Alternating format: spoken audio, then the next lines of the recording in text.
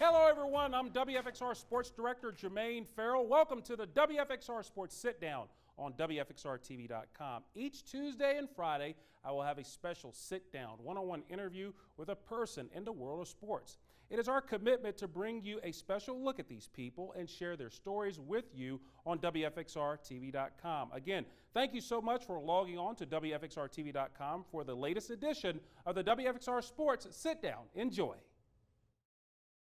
All right, folks, it's another edition of the WFXR Sports Sit Down, and I'm joined by one of the greats. She played her high school basketball at Blacksburg High School, and she went on to become an assistant coach with the Radford Highlanders, Virginia Tech Hokies. Now she's taking her talents to the West Coast.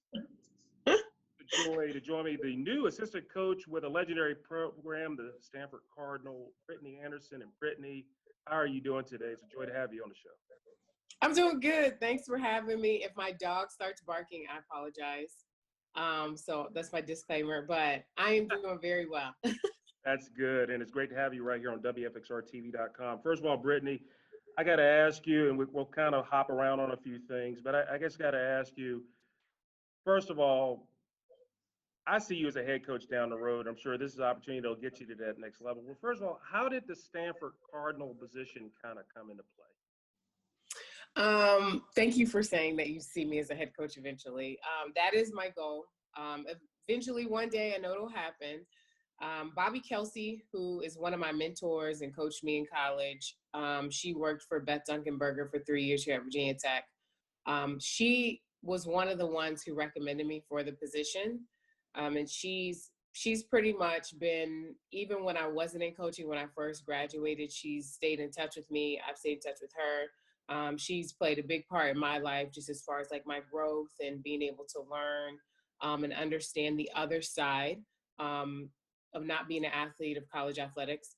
So she's helped me a lot, and she played for Tara, won a national championship there, coached with Tara several different occasions. She's gone back and coached with her. And she's one of the ones who recommended me for the position. And we talked about it, and she felt like I would do well. And she kind of pushed me like, this is a good situation, a good opportunity. That's awesome.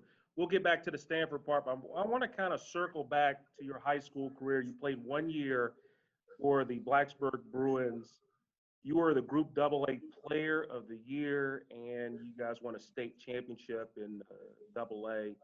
Talk about that 1 year, because it seems like, to get there, that one season, you win a state championship. Just talk about that experience at Blacksburg High School. It made me grow up a lot.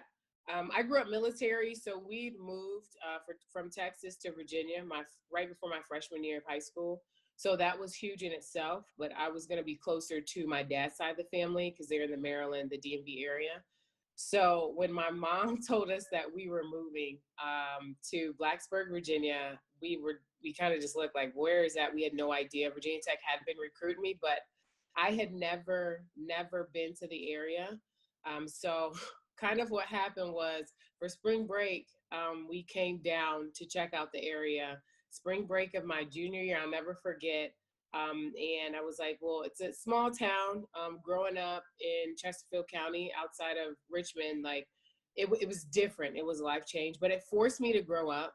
It forced me to make new friends, to help me maintain relationships from my previous high school and then build relationships when I moved. But it really forced me to grow up and see, honestly, what did I want to do for college? Like, how far away from home did I want to go for college?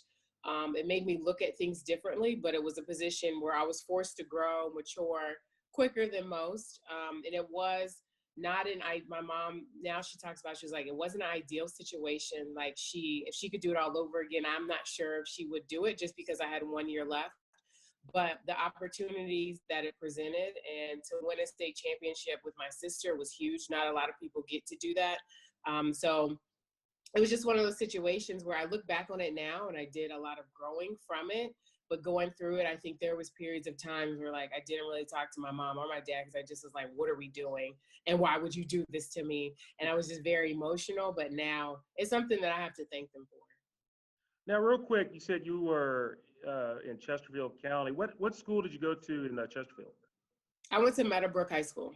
Yeah, I know that. Yeah, I worked a little bit in Richmond. I don't know if you remember that, but yeah, yeah, that's they do some basketball over there in 804. They ball over there. And Yes. then afterwards, you didn't go too far. You went to Virginia Tech. You had a great career. You played in the NCAA tournament 3 times, and 1 year in the NIT. You played for two coaches, in Bonnie Henderson and Beth Dunkelberger. Just talk about how your career at Virginia Tech as a whole, and how did both those coaches impact you? Because you had a lot of great success at the Virginia Tech women's basketball. When at that time frame, it's kind of similar to where it is now, but you were part of that great run then. So Bonnie recruited me, and it was very much so like Bonnie's a straight shooter, and I think that's why we clicked from the beginning, because both my parents are straight shooters. Bonnie was here my freshman year. I went through a lot as a freshman, but you kind of see not what you got yourself into, but what you need to do to go to that next level. So there was some bumps in the road my freshman year, but Bonnie, she encouraged me the entire time. She always had an open door. I talked to her a lot. When she left, I was crushed. It was just kind of like, wait, what? I came here because of you. Like, you're part of the reason why I came here and decided to stay here. So I was crushed. And she told us she was leaving, and she went on to Kansas, and we all stuck together. Nobody transferred.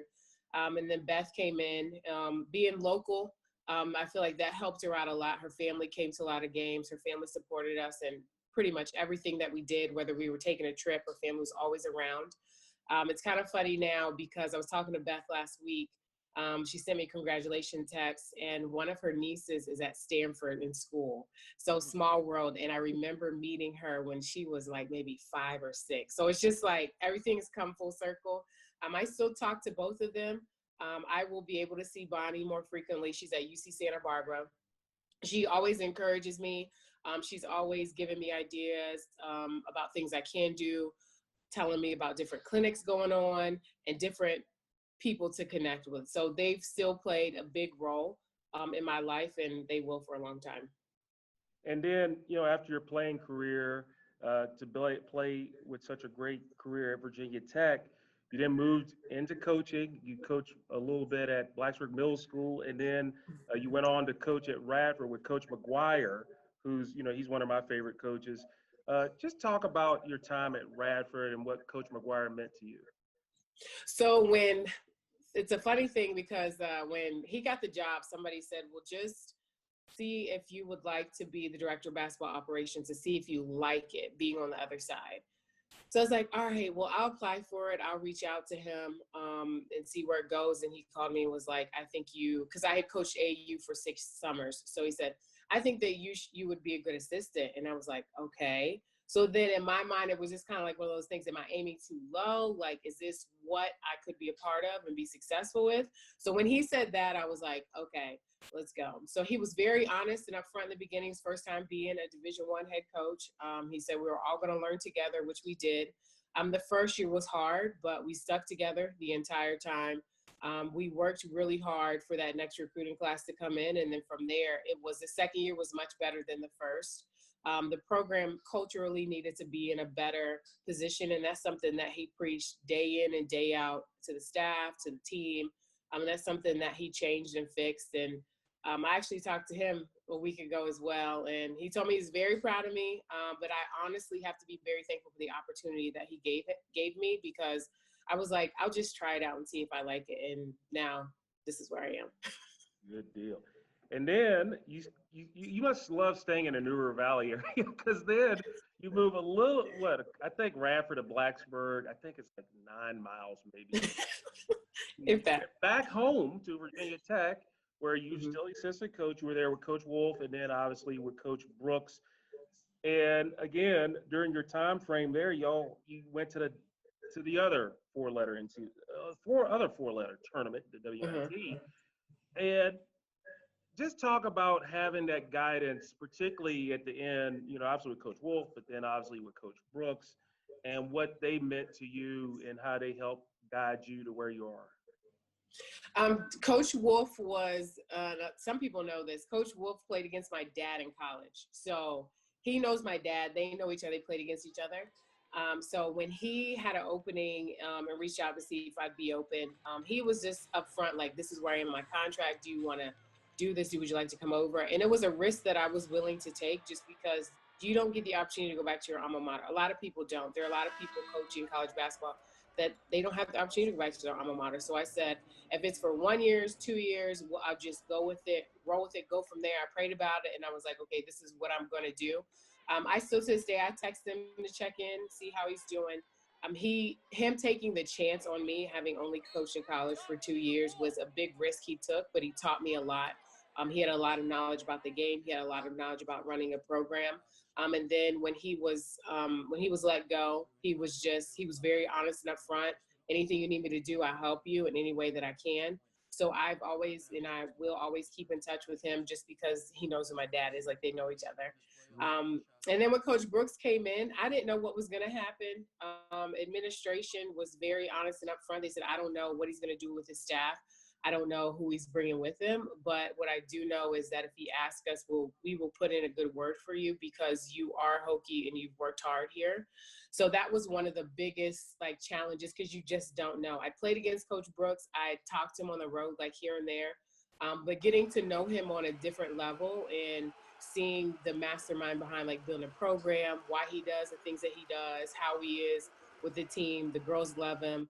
So I was able to learn a lot about trying to get a program into a different position, but also why he was very successful at JMU year in and year out, and how he did things and why he did what he did. He was very honest up front. He was one of those things. He always did his coaching one-on-one, head coaching one-on-one things with us, told us information. So that's been huge, and there's a lot that I'll take with me. And Coach Anderson, when you were on the bench at Virginia Tech as an assistant, it seemed like every year you guys would get closer and closer and closer. And then this past year, some considered, your best team that you guys had there, even though the previous year you guys made it to the WNIT final, or the 2 years ago before that. I couldn't imagine because you guys were going to be in the NCAA tournament. How tough was it to just not have that opportunity? Obviously, what happened with COVID and everything like that? It was very hard. One of my goals was to help put the position in a better place. One of the things I live by is leave things better than you found them. That's just across the board. So I wanted the program to be in a better situation, in a better place. So to be honest with you, it didn't really hit me. I was on the road recruiting when the NBA shut down and the men's ACC tournament was canceled. And it didn't really hit me till probably two weeks later. We had found out the tournament was canceled and things of that sort. And it finally hit me, and I was crushed. It took me a while to process it because the team had grown. We went on our foreign trip. I'd watched the pieces come together. I had watched what the young ladies have given to the program. For example, Liz Kitley, I'd watch her grow and mature. So it was just hard because I knew that's really what the goal was. And they truly believed that was exactly what they wanted. And there was no doubt that that's what they wanted. And they wanted to get there, and they had each other's back. So I was crushed more so.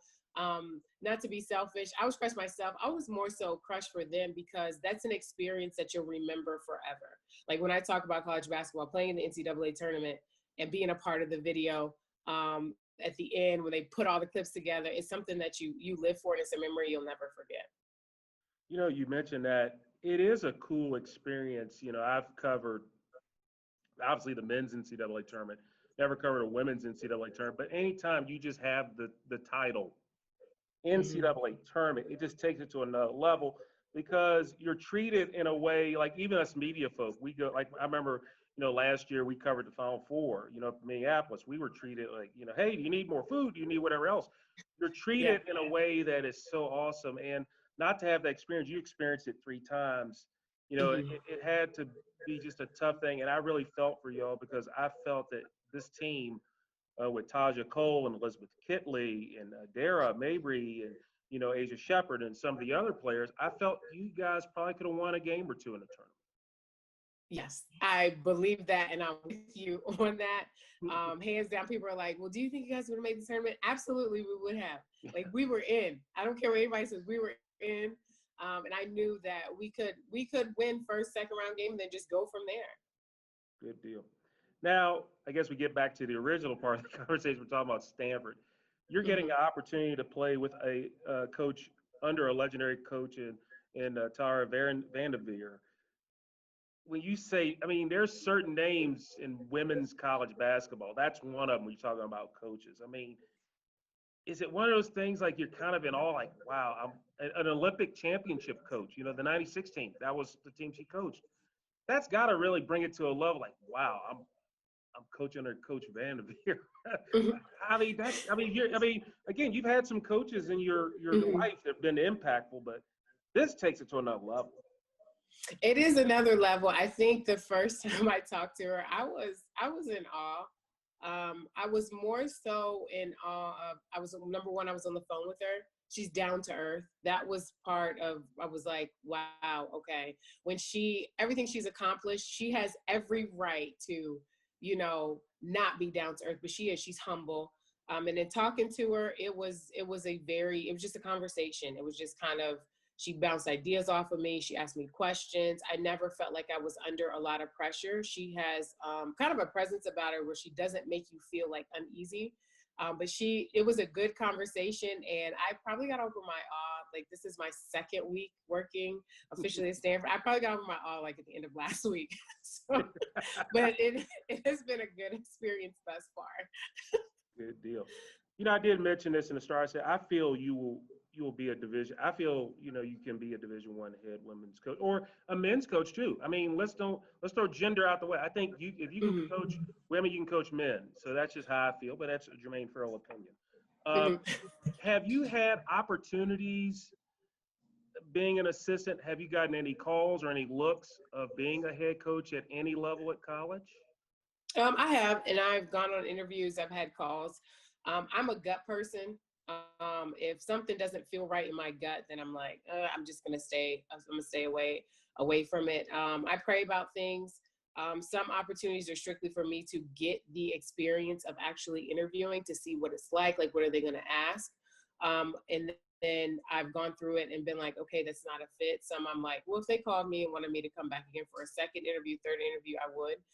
But it has been, I've gotten calls. It's been, I know a lot of people say by year this, you want to do this, by year that, you want to do that. I've never been that type of person. I've always been a firm believer in when it's your time, and nobody can take that away from you. So I've just remained patient. I hear it all the time. It doesn't make me feel bad when I hear it because I'm not. It's just one of those things that when the time is right, I'll make the jump. And obviously, being a part of a legendary program like Stanford, I mean, they're expected to make deep runs and be in the championship conversation. Does that put a little pressure on you now that you're obviously now part of a program, or it's just, hey, it doesn't matter if you're coaching at Virginia Tech or Radford or Blacksburg Middle School, coaching is coaching? I think coaching is coaching. I think as coaches, we have pressure on us coming from different angles all the time. My biggest thing to these young ladies that I will be helping this year is whatever I need to do to help them in any way I will. And then just learning from Tara, Katie Stedding, who actually won a national championship there with her, just learning as much as I can from them and just stepping in, filling in where I need to fill in. But I don't feel any pressure at all. It would be a great, marvelous experience that I will always cherish. But this is honestly, it's just another day. I think coaches use pressure all the time. And obviously, you're leaving probably one of the best conferences to go. I mean, not that the Pac-12 is no slouch, but the ACC. Let's face facts. The ACC, in my opinion, and you don't have to go one way or ACC to me is probably the gold standard of women's basketball conference. I mean, that conference is so strong. We're on to a Pac-12 conference that, you know, obviously you got to look at those Oregon schools and stuff like that. But just talk about, from your perspective, I know it's kind of early, the landscape of the Pac-12 women's basketball conference, because there's still some players out there too, along with Stanford. It has gotten to be, not that it wasn't competitive before, kind of a little bit more parity. Some of the other programs have made coaching changes. Some of the young ladies they've brought in, there's a little bit more parity. I think as a conference where the ACC is more up and down, like the Pac-12. You have bigger guards, like bigger guards. You have longer post players. So I think there's those differences that way, just as far as like style of play. But I just think with the Pac-12, it's come along. It's come a long way. I even watched some. I think I watched some games 2 years ago compared to now. I think everybody kind of watched Oregon, kind of to see where he was in the beginning to where he is now. And then I've watched Stanford as far as like what she does and the type of players she brings in. And I think some schools made some changes and it's become way more competitive. Now you're getting ready to be going to the West Coast. I mean, is there any, and obviously you'll be close to like San Francisco and Oakland and all that. Is there anything you're looking forward to seeing when you move out there to the West Coast, the Bay Area? I want to go to a Warriors game. That's a huge one. I don't know if I can get a ticket or whatever else. I'm sure Coach Vanderveer could probably make that happen. She might be able to help me. I'm looking forward. Everybody talks about their state parks. So I'm looking forward to like going to their state parks, going to different trails to run and walk. My mom is going to spend some time with me out there. One of her college teammates lives in Oakland. So like being around a little bit of family as well. But I'm just sightseeing. I'm a picture taker. So taking a lot of different pictures. But I'm excited to see the campus. A lot of people, I've heard great things about the campus. I've seen a lot of posts on Instagram about their campus, just different views of their campus. So I'm excited just to kind of like see what it's like different from Virginia. Real quick, I got to say this, doubling back to last year, and since you've been there, I tell you what, the Virginia Tech bench, as far as the coaches and players, y'all were smooth. I mean, y'all all the coaches, y'all dressed to impress all your coaches, and y'all were smooth. We tried. And I'd see y'all roll. I say, okay, they're ready. They're ready. They look like they could be like Project Runway. We tried. Now, Coach Q at Syracuse, he took it to a level. He did. But in my opinion, he's like the number one. He's nothing against Coach Brooks or any of the coaches. But when I think of like coaches overall, he's smooth. Like he is smooth. I've Googled some of the stuff that like his glasses or like different. I've Googled some of it to be like, I wonder where he got that from. And when I've seen it online, I'm like, wow, like blown away. But he is. Good stuff. A couple more quick questions I got to ask you. When you were on the bench, did you ever have flashbacks of when you were an assistant coach and then from the time you played? Were there times where you just had a moment like flashing back to a time where you were on the court playing? I haven't. I think my very first time I was back coaching and I was with Dennis, it was kind of like surreal, came full circle. Like I used to play here and now I'm coaching here. That was like the first, anytime we played UVA, I just felt like we have to win at home against UVA. I just felt that. And that took me back to when we played UVA. But not really. It wasn't never to where I felt like I was playing. I think it was just that first time I came out and I was like, this has come full circle. I never would have imagined. Awesome stuff. A couple of other quick questions. Now, obviously, what's all's going on with the Black Lives Matter movement and the social injustices and this in sports, a lot of people are coming out making statements and doing things. From your perspective, how do you see all these things going? And do you, like when you were an assistant coach, did you have conversations with your players about, what's going on in the world today as far as Black Lives Matter movement or the social injustices or just racism in general? I think racism is something, it's not new. I can't remember who I was talking to. It's not new. It's always been here. I think people have said things to me that have like caught me off guard. And you try to do your best to educate people. Some people it's not that they don't know, it's just some people don't know something's offensive. I have a little bit more grace when it comes to the younger, like college kids, younger kids. I have a little bit more grace because some of them don't know. I think with everything that's going on right now, like change has to happen, and change is more than a tweet, is more than a statement, it has to be action. And that has been like my biggest thing. Okay, you got to educate yourself. People are talking about, we got to vote. but there's levels to voting, and there's things that you have to do. It can't just be one voting day and then that's it. So there's different steps that have to take place. To be honest with you, when George Floyd was murdered, I was probably in a state of shock for about a week and a half. It was just one of those things. You see videos and stuff like that, and I'm not one that looks at videos when I know what the ending's going to be. And looking at his video, and I couldn't get through the whole thing, but I think for me, where it struck with me was it could be my nephew who's 9, my brother, or my dad. And those were the biggest things to where I was like, okay, something has to change. But you have to educate yourself, and you have to help other people educate themselves, because this is not something it's not going away. It's not something where we wake up the next day and it's over. But I think because the world is the United States at a standstill, we're in a pandemic, we have this going on, it's more in your face. So action has to happen and take place. I have had young ladies who've come to me and they felt like somebody said something to them that was racially insensitive, and you try to help them get through it. You try to help them understand. But some people, they don't know what they don't know. So I've had a little bit more grace. I've even had neighbors walking in my neighborhood, walking my dog in my neighborhood. My neighbor's like, "How are you doing?" And they sincerely are asking, "How are you doing?" with everything that's going on. So I can respect that they are aware. But some people, they just don't know. And I think getting angry, and I shouldn't say getting angry, but you're just at a state, you're just in disgust for like, that could have been anybody.